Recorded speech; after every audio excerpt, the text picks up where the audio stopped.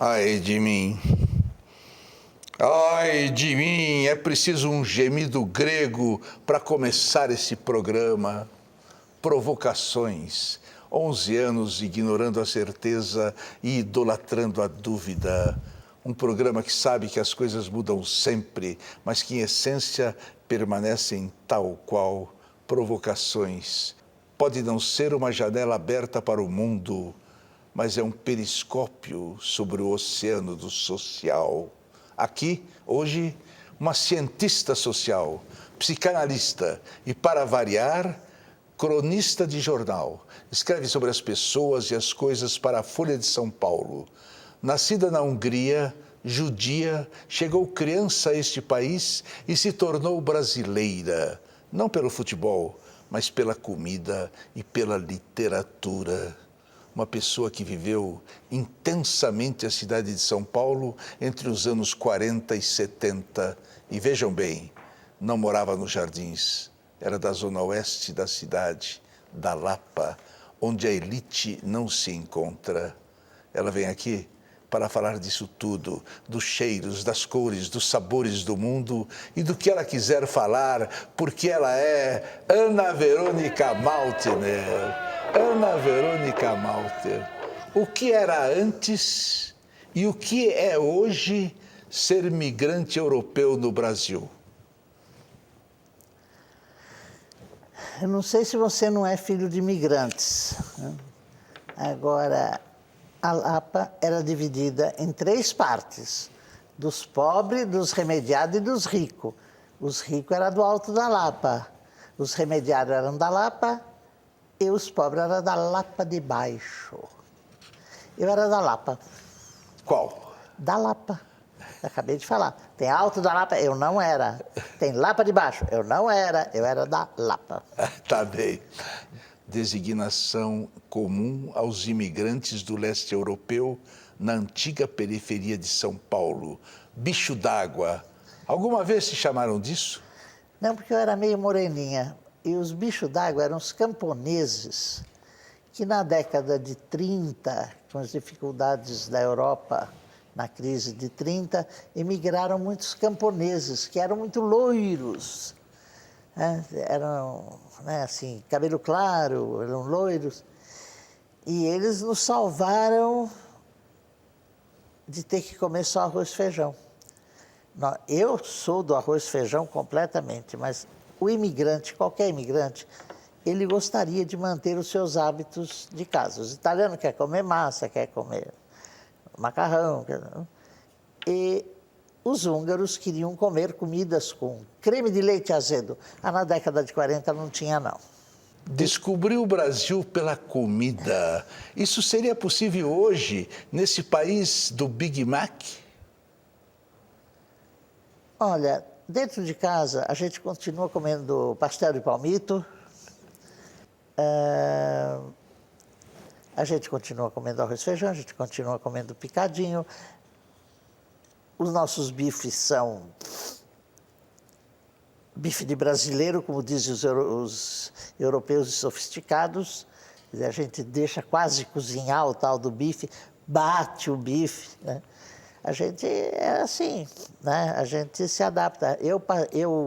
A minha primeira lembrança de Brasil brasileiro é bom bocado, da padaria. Que legal. O que melhor reflete hoje o modo de vida do brasileiro de São Paulo? E na padaria. E eu já ia na padaria de criança e comer bom bocado. Bom bocado é tudo na vida até hoje, tá? E curioso que dizem que eu sou uma boa cozinheira, mas o bom bocado eu não quero fazer, eu quero comprar. O que melhor reflete hoje o modo de vida do brasileiro de São Paulo na periferia? Eu tenho tão pouco contato com aquilo que nós chamamos periferia. No meu tempo, quando eu morava na Lapa, a Lapa era um centro, tinha trem, bonde, ônibus, era central. Dali saía-se para as vilas, aí sim, né? Era Pirituba, Moinho Velho, Gato Preto, Vila Leopoldina, Vila Anastácio, Vila Ipojuca. Perfeito. São Paulo É uma cidade de pessoas solitárias? Qual é a cidade que não é de gente solitária? Não tem espaço público confortável. Confortável, eu digo o seguinte, quer dizer, todo mundo fica falando que vai ser assaltado já, vai ser assaltado daqui a pouco, né? Hoje em dia, agora a última moda é o carro subir na calçada, você não pode nem ficar na calçada, você não pode deixar a criança brincar na rua. Agora não pode mesmo, não é exagero de pai não, viu? Você não pode, porque os carros sobem na calçada e ficar dentro de casa é complicado, porque os imóveis são cada vez menores, né? E não tem mais aquilo que era absolutamente maravilhoso, que era a pensão. Ninguém morava sozinho em 1940, 50. Se um homem se separava da mulher, ou uma mulher ficava viúva e não tinha filhos, ou era um procurador da República, ou era um promotor que era transferido de um lugar para o outro, ele ia morar em pensão. Pensão é a coisa mais maravilhosa que tem no mundo, porque você tem o teu quarto. Aí, se você quiser, você desce, se você quiser, você fica. Ninguém te pergunta por que você subiu ou por que você desceu. Você assiste rádio, televisão, junto, se você quiser. Senão você vai para o teu quarto. Ai, na realidade, eu queria uma pensão. Na realidade, a solidão nunca me deixou só. As pessoas vivem correndo o tempo todo, não prestam muita atenção nas pessoas. Tem sempre pessoas precisando, uma pessoa só de atenção, de uma conversa. As pessoas estão sempre muito fechadas. Aqui aqui é cinza, tem muito cinza e branco na nossa cidade, tá? Poucas árvores, poucos lugares arborizados, muito prédio hoje em dia.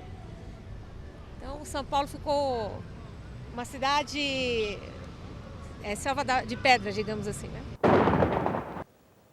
Peraí, eu estou aqui, aqui não tinha muro, aqui não caiu, eu não estou lá.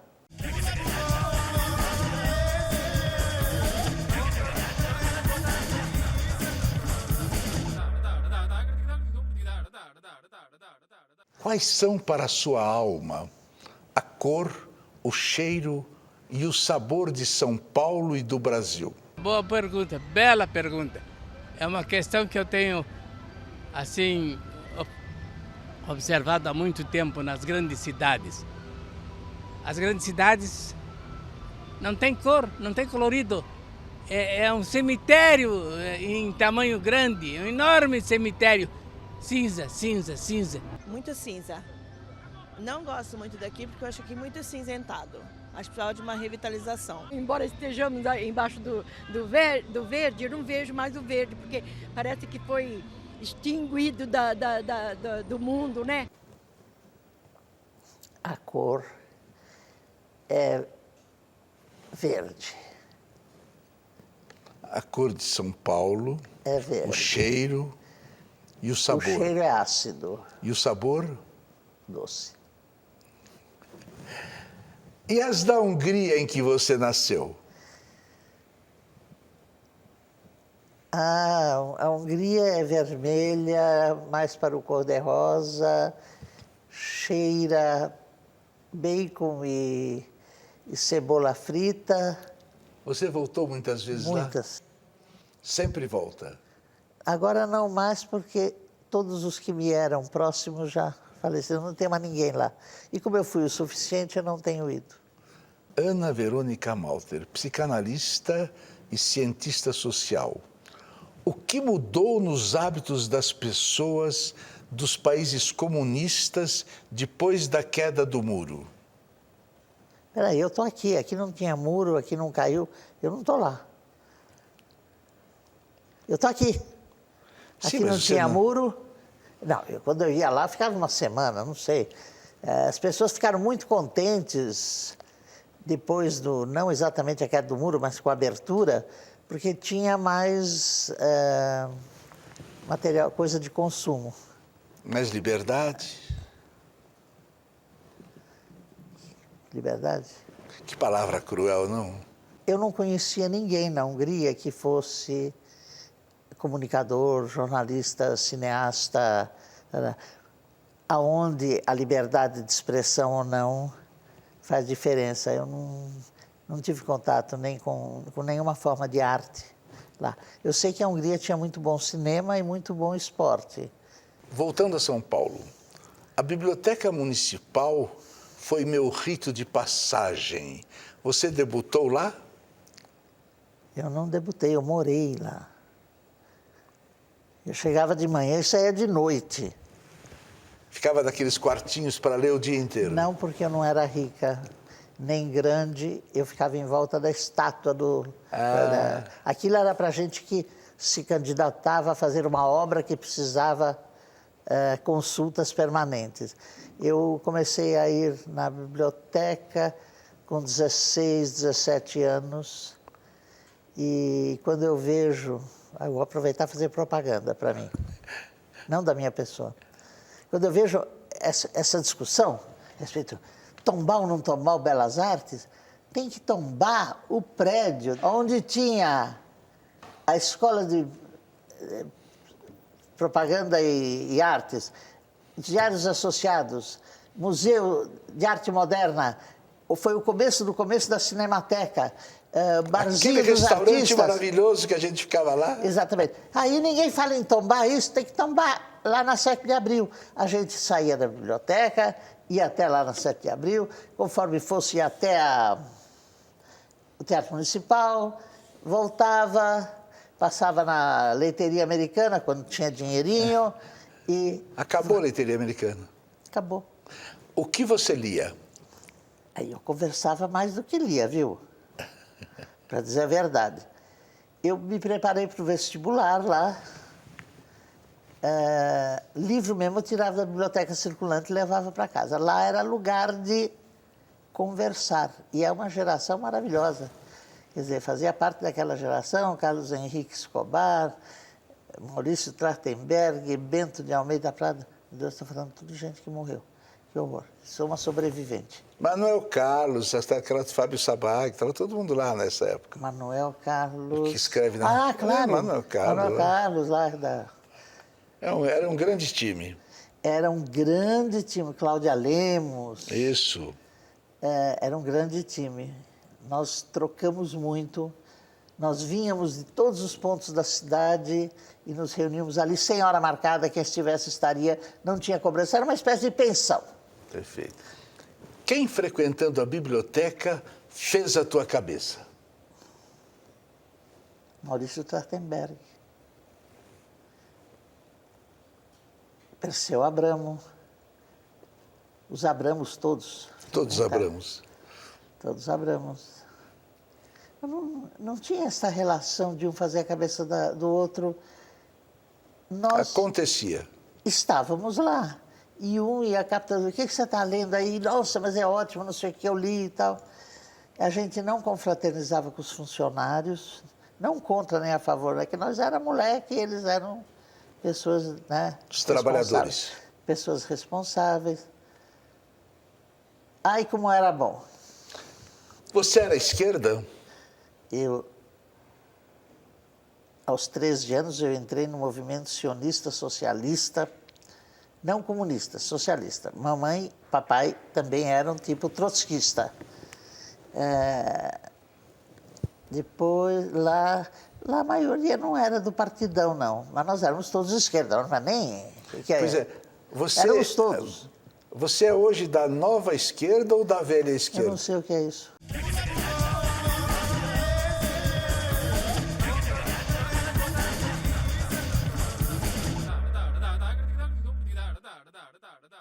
Você é religiosa? Não. Decididamente, não. Nenhuma forma... E me diga uma coisa, como é que você gostaria de morrer? Dormindo! Engraçadinha, vai dormir, vai morrer com aquele negócio assim no hospital. Deus me livre. Será que nós todos queremos morrer do mesmo jeito? Olha, eu já pedi para os médicos uma coisa, para os meus 2 médicos mais conhecidos, que quando eu não puder ter mais alegria, por favor, me deixa morrer. Perfeita. Mas eles não deixam. Você acha que ao morrer vai encontrar algo mais que o imenso e silencioso nada? Como é que você encontra o nada? Acaba. quer se conformar que acaba. Por enquanto tem, depois não tem mais. Vamos ver. E se houver reencarnação, você prefere nascer de novo no Brasil, na Hungria ou onde? Eu queria nascer em Mossoró, que fica a 5 quilômetros de Tambaú, que é lindo, que o mar é maravilhoso. De Natal Eu ali quero perto. ir em Mossoró, tá? Mossoró. Quero reencarnar em Mossoró. Eu fiz um espetáculo em Mossoró com 180 pessoas, amei aquela cidade. Agora, uma pergunta que eu gostaria muito de ouvir você falar. Por favor, como estão a educação e a cultura no Brasil? Eu não sei de cultura, eu sei que a educação não privilegia o capricho, a atenção, o respeito àquilo que se está fazendo. Faz mais a menos, mais ou menos. Né? E mais ou menos significa que aquele fio dentro da maquininha aqui, ele não vai ficar correto, sabe? Ele vai fazer meio assim. E aí quebra logo, viu? É ruim. Ana Verônica Maltner continua sendo uma crítica mordaz de si mesma? Eu já estou sendo mais boazinha comigo. Você não vê que eu estou achando que eu tenho opinião? Ter opinião é uma boa vontade enorme consigo mesmo. Estou cheio de opinião. Até estava pensando agora, assim, meu Deus, o que eu estou opinando? Qual o maior erro que você teve na vida?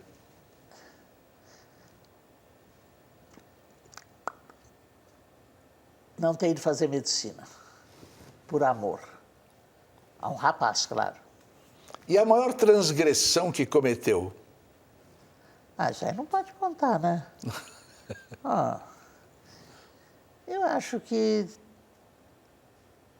transgressão que eu cometi foi casar. Você sabe que o Dostoiévski diz duas frases que eu gosto. Uma é aquela: o mais importante não é o amor, o mais importante é a gentileza. E a outra é: o casamento é a morte de qualquer alma. Casar não está com nada. Você foi muito assediada na vida? Para quê? Para tudo. Não. Eu nunca me senti muito assediada. Eu tive muitos namorados. Na época de ter namorado, né? 17, 18, 19, 20 anos, nessa época tinha muito namorado. Transgressão foi ter 2 namorados ao mesmo tempo. Que mulherzinha, hein? Sem vergonha. Olha aqui. E aquela história que você se apaixonou por um homem casado e teve que se mudar para o Rio de Janeiro? Eu não tive que me mudar para o Rio de Janeiro. A minha mãe, que era uma mulher moderna, ela achava que eu estava sofrendo muito naquela situação. Me sugeriu que eu fosse morar no Rio. Eu não tive que morar no Rio, eu não tive que ir embora. E deu certo com um homem casado? Claro que não.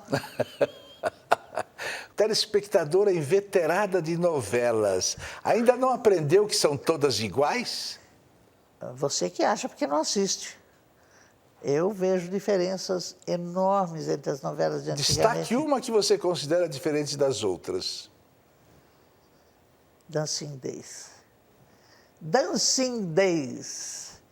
Foi maravilhoso. O que você está lendo hoje? Luc Ferry, Família, eu te amo. E que ele diz uma coisa que, assim, amor não é suficiente para um casamento. Quando transformaram historicamente o casamento em casamento por amor, mataram o casamento, no que eu concordo plenamente. Casamento tem que ser um ajuste de pessoas, personalidades, pontos de vista, hábitos, costumes. Por paixão... E você chorou muito quando não deu certo com o homem casado? Não, eu já tinha apaixonado por outro. Ué? Alguma emoção cívica ao ouvir de repente o hino nacional? Muito. Eu gosto.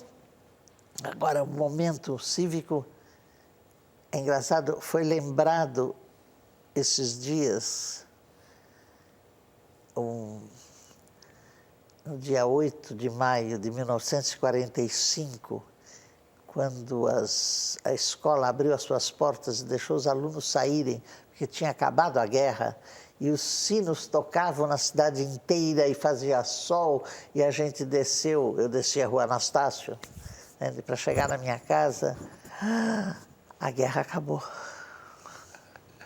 Eu tinha 9 anos. Me diga uma coisa. Eu lembro até hoje que a guerra acabou. Não dá para esquecer.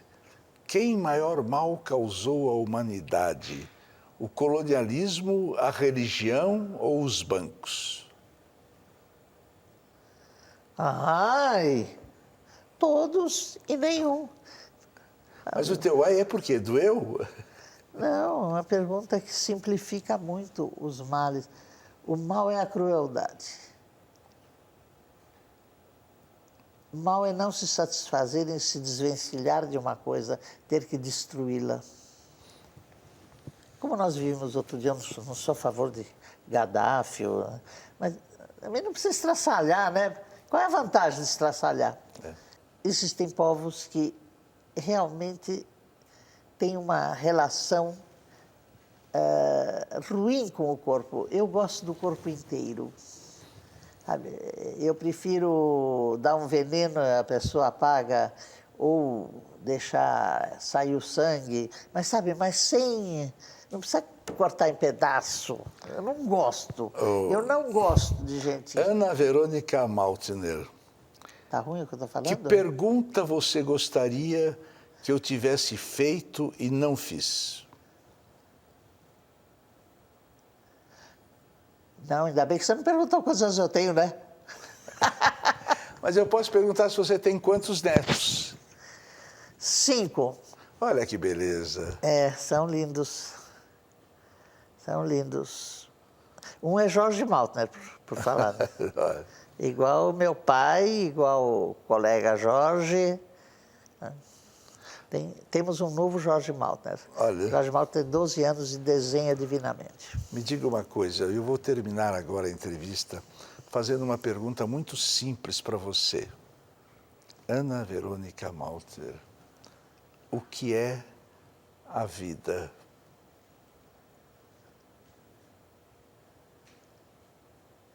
É respirar e sentir cheiro. Só? É suficiente. Então vem cá, dá um abraço, que a única coisa falsa deste programa é o abraço. Mas por que falsa? Porque um dia eu pensei, por que você não pensa em uma coisa que nunca pensou? Tinha um lago perto e sempre vinha um peixe que botava a cabeça do lado de fora. Havia gaivotas que mergulhavam no lago e tornavam a sair. Eu comecei a olhar aquilo e pensei, se o peixe saísse d'água, morreria afogado no ar. Mas se a gaivota ficasse dentro da água, morreria afogada. Eu comecei a olhar os 2 elementos da natureza, a água e o ar. E descobri uma coisa bonita. O peixe e o pássaro passam sem deixar rastro. Da